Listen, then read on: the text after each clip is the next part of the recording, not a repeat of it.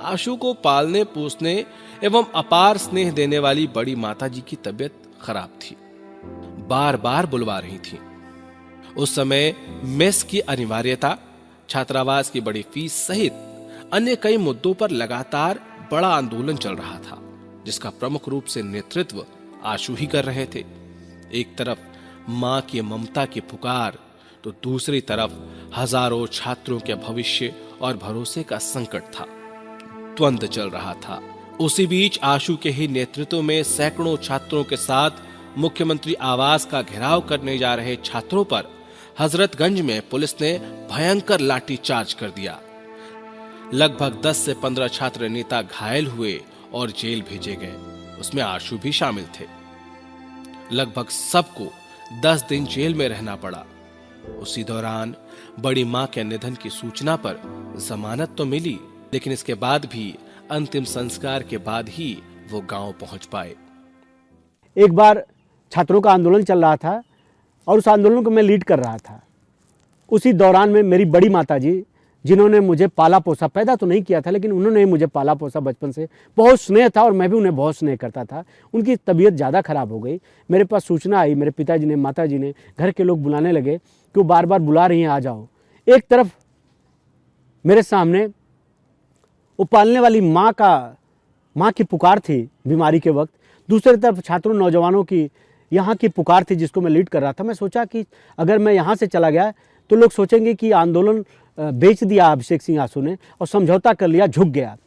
एक तरफ छात्रों की मेरी जवाबदेही, मेरी खुद की अपनी राजनीतिक प्रतिष्ठा दांव पे थी, उधर घर में माँ की ममता दांव पे थी। लेकिन ऐसी परिस्थिति बनी कि मैं जो हूँ आंदोलन नहीं छोड़ सकता था और मैंने नहीं छोड़ा। और हजरतगंज में आंदोलन करते हुए हम लोग पे लाठी चार्ज हुई और हजरतगंज से गिरफ्तार करके मुझे जेल भेज दिया गया। हम लोग जेल में थे। उसी दौरान सूचना आती है कि मैं करीब 10 दिन जेल में रहा था। उस दौरान सूचना आई कि मेरी बड़ी माताजी का देहांत हो गया और फिर जज से भी लोग, हमारे वकील लोगों ने अनुरोध किया जमानत देने के लिए। उसमें बहुत संघर्ष हुआ। काफ़ी दिनों जेल में रहा, मेरी जमानत नहीं मिल पाई। मैं 10 दिन बाद जेल से निकला था। तब तक माताजी की 13वीं से 2 दिन पहले पहुंचा था। राजनैतिक गुरु स्वर्गीय ब्रह्मबख्श सिंह गोपाल जी की प्रेरणा, आशीर्वाद और सहयोग तथा मार्गदर्शन से गोपाल जी के दोनों चुनाव और उसके बाद हुए संघर्ष में अपने रणनीतिक कौशल, नेतृत्व क्षमता, वाणी, कर्म, व्यवहार और परिश्रम से पूरे विश्वविद्यालय के सभी छोटे और बड़ों का दिल दिमाग सब में आशु ने एक अलग पहचान बना ली थी। सपा से टिकट नहीं होने के बाद भी बड़े अंतर से पहले चुनाव में ही जीतकर सन 2000 में सबसे कम उम्र, सिर्फ 21 साल में वो उपाध्यक्ष बन चुके थे।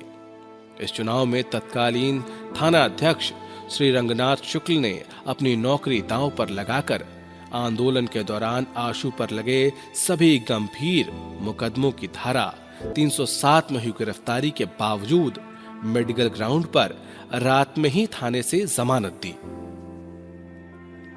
उपाध्यक्ष चुने जाने के पूर्व और बाद में भी लगातार आशु छात्र हितों में संघर्ष करते, लाठी डंडा खाते, जेल जाते, निलंबित होते, निष्कासित होते रहे। छात्रावास खाली कराए जाने के विरोध स्वरूप आमरण अनशन किया और उपाध्यक्ष के पद से त्याग दे दिया।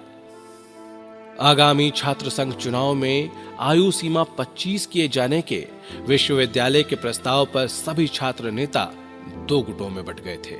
अकेले आशु 25 वर्ष से कम उम्र के होते हुए भी वरिष्ठ छात्र नेताओं के साथ संघर्ष और आंदोलन में शामिल होकर उनके साथ ही जेल गए।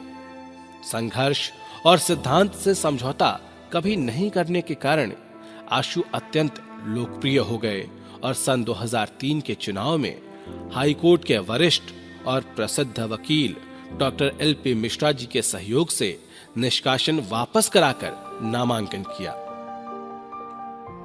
इसके साथ ही सपा प्रत्याशी के रूप में पहला चुनाव ही भारी मतों से जीते और सबसे कम उम्र सिर्फ 24 साल में जीतकर छात्र संघ के अध्यक्ष हो गए। इस प्रकार दोनों चुनाव लड़ने और जीतने में छात्रों और पार्टी तथा गोपाल जी के अलावा श्री रंगनाथ शुक्ल जी और श्री LP मिश्रा जी का विशेष सहयोग और योगदान रहा।